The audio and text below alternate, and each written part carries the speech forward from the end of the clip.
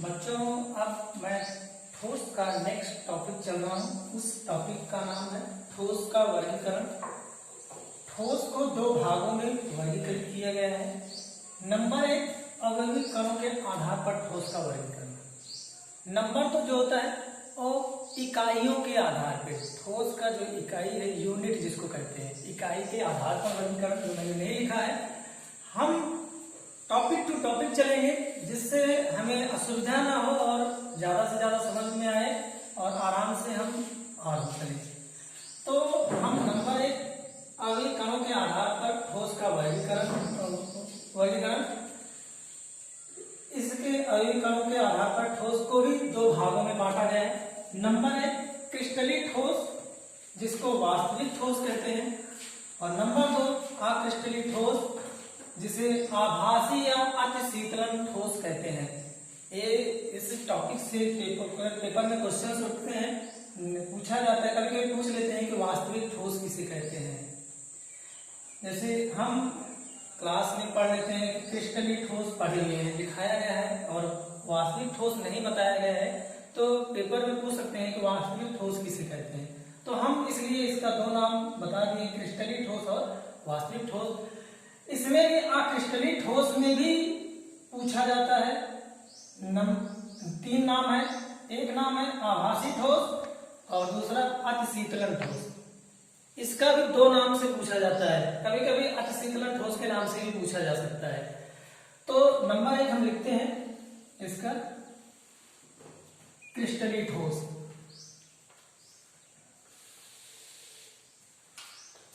हम एक डायग्राम बना लेते हैं, उस डायग्राम से समझते हैं कैसे होता है क्रिस्टलीय ठोस।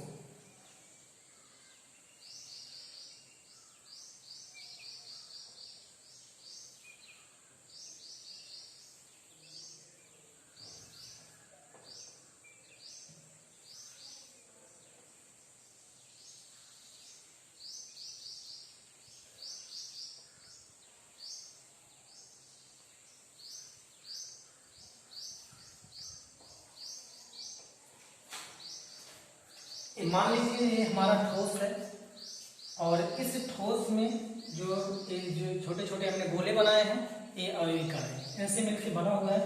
इसका हम नामकरण कर दे रहे हैं।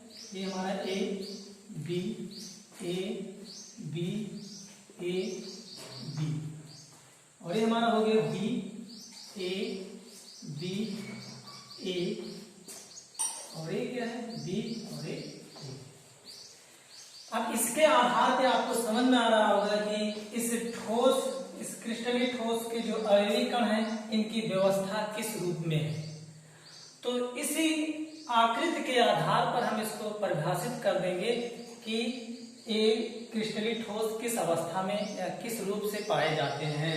इसमें देखिए क्रम वाइज है, A B A B A B, फिर नीचे भी A B A B A B, और ऐसे ही हमारा इसके नीचे भी होता है A B A B A B. इसका मतलब कि वह ठोस जिनके अवयवी कण एक नियमित व्यवस्था में उपस्थित होते हैं या निश्चित व्यवस्था में उपस्थित होते हैं, उसे हम क्या कहते हैं क्रिस्टलीय ठोस कहते हैं। तो ये तो हमारा हो गया क्रिस्टलीय ठोस। नंबर दो हो जाएगा हमारा, जो हमने लिखा है वो क्या लिखा है अक्रिस्टलीय ठोस। और दूसरी चीज इसमें जो पाया जाता है वो दीर्घ परास पाया जाता है। आगे हम परिभाषा इसका थोड़ा सा लिख दे रहे हैं, लिखेंगे वह ठोस जिसके अवयवी कण नियमित रूप से व्यवस्थित होते हैं तथा उनमें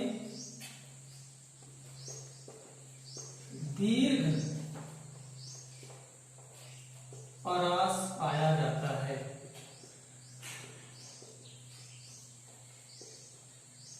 उसे क्रिस्टलीय या वास्तविक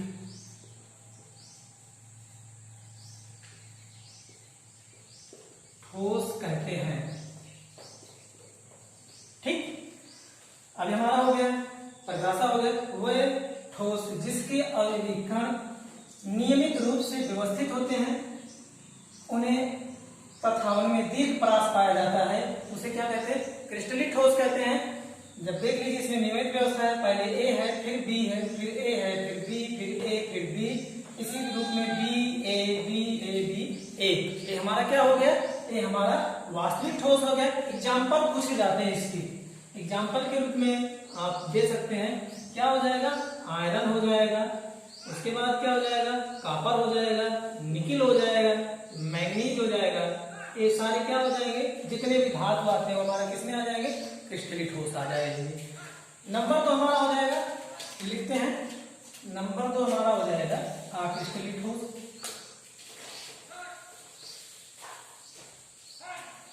क्रिस्टलीय ठोस हो जाएगा हमारा बी नंबर। और यहाँ पे वास्तविक ना होके क्या हो जाएगा? आभासी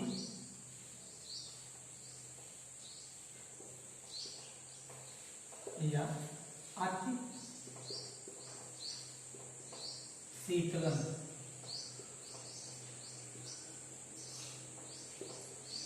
ठोस, या कहीं ये लिखा रहता है अति शीतलित ठोस, वो भी लिख सकते हैं। अब इनमें थोड़ा सा अंतर है, जो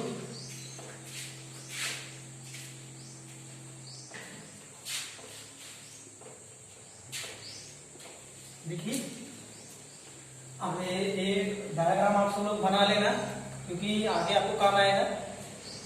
यहाँ पे हम चलते हैं, इसका लिए ए बी बी, फिर यहाँ पे ए फिर बी, फिर यहाँ पे हमारा ए हो जाएगा, फिर ए, फिर बी, फिर बी, फिर ए, फिर बी, ये हो गया।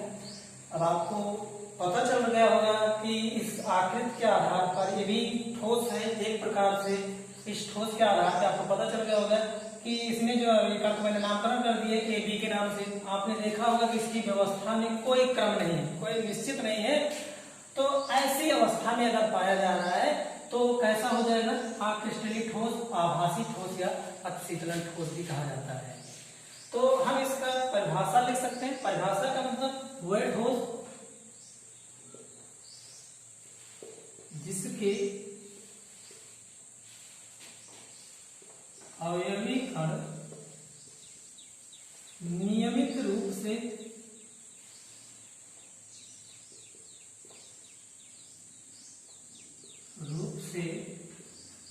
व्यवस्थित नहीं होते हैं तथा इसमें लग परास पाया जाता है,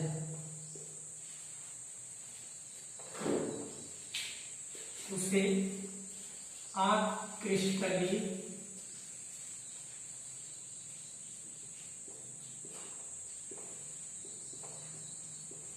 ठोस कहते हैं। अब आपको देखा है आपने, ये मिल गया आपको। आपका क्या है? वह ठोस जिसके अवयवी कण नियमित रूप से व्यवस्थित नहीं है। इस डायग्राम के माध्यम से अवयवी कण है ये सारे, इनमें देख लीजिए इनकी जो व्यवस्था है कोई नियमित नहीं है। ए है, फिर बी है, फिर ए है, फिर बी, फिर से ए, फिर बी, फिर ये कोई व्यवस्था नहीं, नियमित रूप से नहीं है। इसलिए क्या है? ये अक्रिस्टलीय ठोस है। इसमें क्या पाया जाता है? अब इसमें हम लिख सकते हैं व्यवस्था नहीं है। अब हम कह सकते हैं वह ठोस जिसके अवयवी कण नियमित रूप से व्यवस्थित नहीं होते हैं तथा उनमें लग परास पाया जाता है, तो उसे क्या कहते हैं? हम क्रिस्टलीय ठोस, आभासी ठोस या शीतलन ठोस। जैसे एग्जाम्पल के रूप में क्या ले सकते हैं? रबड़। क्या हो जाएगा हमारे एग्जाम्पल के रूप में?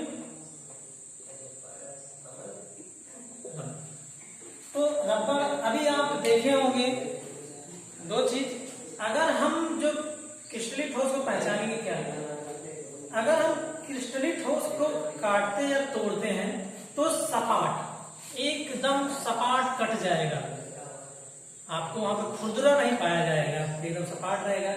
अभी हम लोहे को अगर तोड़ेंगे को या काटेंगे किसी चीज को, मान लीजिए हम ले लेते हैं सोडियम, मुलायम होता है, उसको हम कैंची से या किसी से काटते हैं तो हमारा सपाट कटेगा, जरा सा भी उसके तल पर खुरदुरा नहीं पाया जाएगा।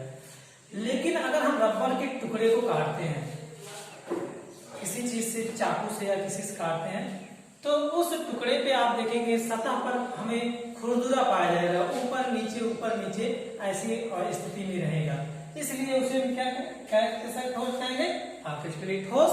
आगे हम पढ़ते हैं, इसके बाद जो पढ़ेंगे ठोसों, अब हम एटम, क्रिस्टली तथा क्रिस्टली हो गया, अब इनके गुणों के आधार पर हम अंतर क्लियर कर लेंगे, फिर आगे चलेंगे हम आगे नेक्स्ट पॉइंट चलते हैं हम। आप सब लोग इसका नोट्स बनाते हुए चलेंगे और लिखते हुए चलेंगे, जिससे हमें और आपको परेशानी ना हो, ठीक है। और देखते हैं इसके आगे हम चलेंगे, जो है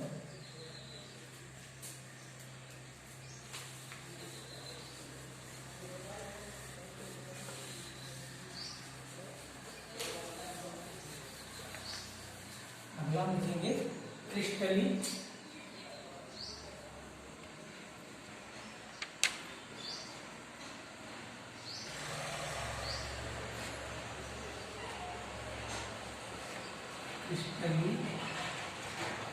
तथा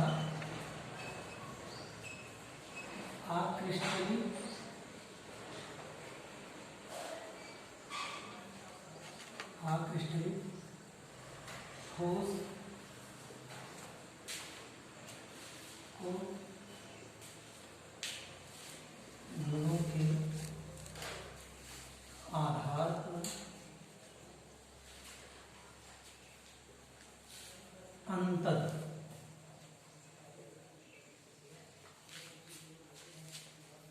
टर्म आपको नेक्स्ट टॉपिक में चलेगा, जिससे कि ये थोड़ा लंबा चलेगा, इसके बारे में बताएंगे। पूछा जाता है पेपर में, कभी कभी पूछ लेते गुण के आधार पर, जैसे पूछेंगे कि ज्यामिति क्या होती है, तो हम ये जो है ज्यामिति जो है संरचना जो बनता है, स्ट्रक्चर बनता है, माप बनता है, वो गुण में आ जाता है। ज्यामिति किसकी निश्चित होती है, किसकी अनिश्चित होती है, इसके आधार पर हम करेंगे। या फिर आंतरिक कण, जो ये कण है, आंतरिक कण किसकी व्यवस्था निश्चित होती है, किसकी अनिश्चित होती है।